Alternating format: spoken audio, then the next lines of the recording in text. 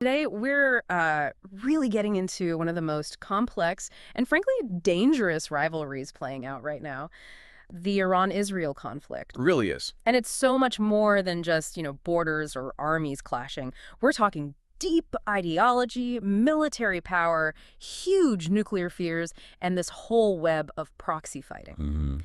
So our goal today is to try and unpack this. What's it really about? How did we even get here? What's happening now? And why is everyone watching so closely? And actually, here's something that might surprise you right off the bat. Believe it or not, these two were once allies. Yeah, it's kind of wild to think about now, isn't it? Totally. Can you walk us through that historical U-turn? Sure. It's quite the shift. Before 1979, when the Shah was still in power in Iran, Mm-hmm. well, Israel and Iran actually had pretty strong ties. Strong how? Like diplomatic, economic? Both. Yeah, diplomatic, economic. Israel was even helping Iran with military tech, and there was a lot of oil trade going on. It was just a completely different world back then, politically speaking. Much more pragmatic, based on shared interests against certain Arab states at the time.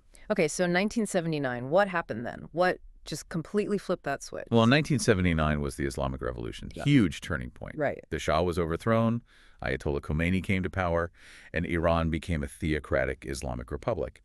And almost overnight, Iran's stance on Israel did a complete 180. How so? They adopted this really fierce anti-Israel ideology, started calling Israel the Zionist regime. A term meant to deny its legitimacy, essentially. Exactly, saying it has no right to exist. Oh, where? And Iran quickly became a major backer of Palestinian groups, specifically the armed ones committed to fighting Israel. And Israel's reaction? Well, Israel started seeing this new Iran as, a radical, hostile power, one that actively funded terrorism and posed a direct threat to its own security. And that right there, that was the beginning, the start of decades of hostility that haven't really stopped since. Okay, so that sets the stage for how they became enemies. But this conflict, it isn't just fought in one way, is it? Where does it actually play out? Oh, definitely not. It's multi-layered. You can really break it down into, I'd say, three main arenas where this rivalry unfolds. 3 arenas. Okay, let's take them one by one. I guess the most alarming one for many is the nuclear issue. Yeah. Iran insists its program is peaceful, just for energy. But Israel and others, they don't buy that. What's the core issue there? The core issue is trust, or rather the complete lack of it. Israel is deeply convinced, despite Iran's claims, that Tehran is secretly working towards a nuclear weapon. And Israel's position on this is, well, it's absolute. They've said repeatedly they will never allow Iran to get nuclear weapons. Full stop. And they haven't just been talking, right? They've taken action. Oh, absolutely. Very bold actions, often covert. We're talking major cyber attacks. Nice. Stuxnet is the famous example, the virus that damaged their centrifuges. Right, Stuxnet. And more controversially, targeted assassinations of key Iranian scientists involved in the program. So these actions, they operate in a sort of gray zone, plausible deniability. Exactly. It allows them to try and slow down the program without triggering, an all-out conventional war. But it massively ramps up tensions and makes any kind of de-escalation really, really tricky. Okay, so the nuclear front is one major arena.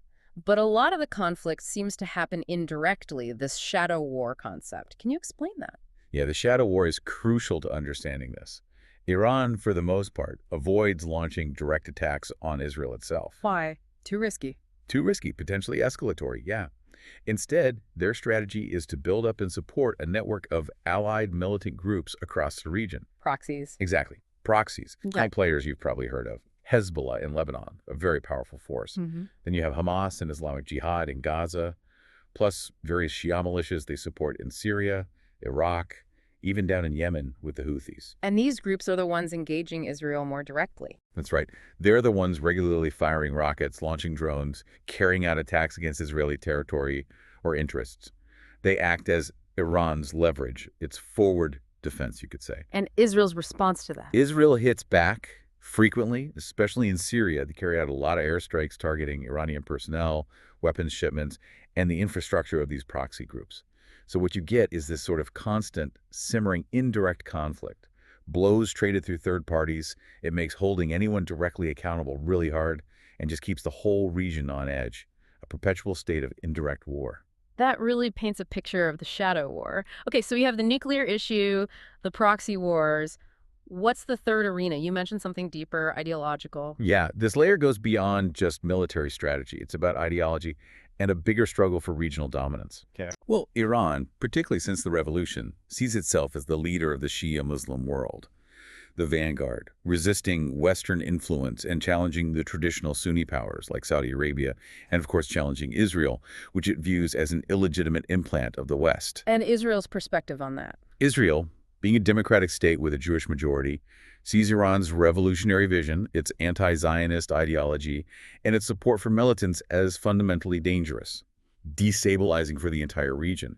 So this transforms it, really, into what some people call a regional Cold War. A Cold War, okay. Yeah, with different blocs, competing ideologies, proxy battles playing out everywhere from Syria to Yemen to Iraq.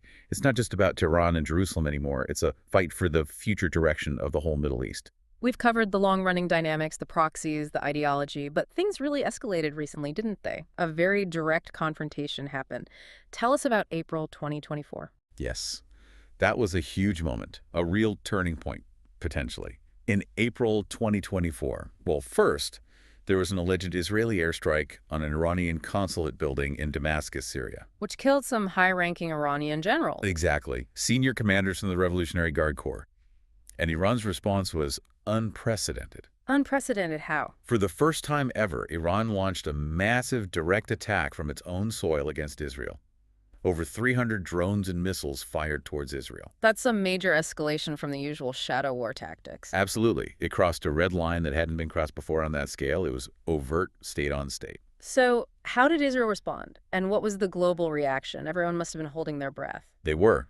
Israel, with help from allies like the US, UK, Jordan, managed to intercept almost all of the incoming drones and missiles. A remarkable defensive feat, actually. But then, Israel retaliated with its own strike, hitting targets deep inside Iran, near a major airbase in Isfahan. It seemed carefully calibrated to send a message without triggering a wider war. And the world's reaction, fear of all-out war. Intense fear. Yeah. Genuine worry about a full-scale regional conflict erupting, potentially dragging in the United States, other Gulf countries, the works. Thankfully, both sides seemed to step back from the brink after that exchange, but it showed just how easily this decades-long shadow conflict could explode into direct, open warfare. Tensions are still incredibly high. It really underscores that this isn't happening in a vacuum. There's a whole global network involved. Who are the key players backing each side? Right. It's definitely not isolated. Israel's most important ally, by far, is the United States. We're talking billions in annual military aid, advanced technology, and crucial diplomatic backing on the world stage. Okay. And Iran? Iran's closest military ally is probably Hezbollah in Lebanon. But state-wise, it has growing ties with Russia, especially militarily since the Ukraine war. China is also a factor, more economically and diplomatically, though perhaps a bit more cautiously than Russia. And the other countries in the region, how do they fit in? That's also shifted. Many key Sunni Arab states like Saudi Arabia and the United Arab Emirates increasingly see Iran as their primary regional threat. This shared perception of Iran has led to some really surprising developments, most notably the Abraham Accords. Right, where several Arab nations normalized relations with Israel. Exactly. Bahrain, the UAE, Morocco, Sudan. Yeah. Establishing formal diplomatic and economic ties with Israel, something unthinkable just a few years ago. And it's largely driven by that shared concern about Iran. A move Iran must strongly oppose. Oh, vehemently. They see it as a betrayal of the Palestinian cause and an alliance aimed against them. So, yeah, it highlights how this conflict is deeply interwoven with global power shifts and changing alliances right across the board. It's far beyond just a local issue now. So let's bring it back to the listener. Why should someone, maybe listening far away from the Middle East, care about this? What does it all mean globally? Well, the stakes are incredibly high for everyone, actually. Think about it. A full-blown war between Iran and Israel wouldn't stay contained. It could easily pull in the U.S., other Gulf states, maybe even NATO allies. And the economic impact. Oil prices. Catastrophic, potentially.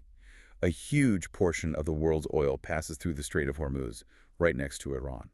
Conflict there could send global energy prices soaring, impacting economies everywhere. Plus, the entire Middle East is already fragile. A major war could unleash even more chaos, refugee crises, and provide openings for extremist groups. So the ripples would spread far and wide. Absolutely. And beyond the geopolitics and economics, we have to remember the human cost. Real people, Civilians in Gaza, Israel, Lebanon, Syria, Iran itself are the ones caught in the middle of the bombings, the political maneuvering, the deep-seated ideologies. Every single escalation brings the terrifying risk of a wider regional war, or worse, given the nuclear dimension, a potential nuclear standoff. It's a scenario nobody wants to see. It's clear this Iran-Israel conflict is incredibly complex, deeply rooted, and certainly not disappearing anytime soon.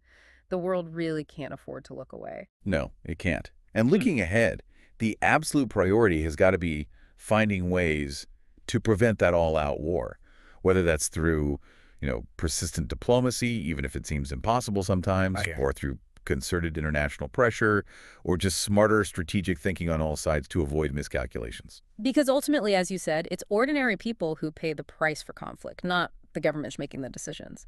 Let's really hope reason can somehow prevail over the desire for revenge. Thinking about everything we've discussed, what's the one thing that really stands out to you from this deep dive, something for our listeners to chew on?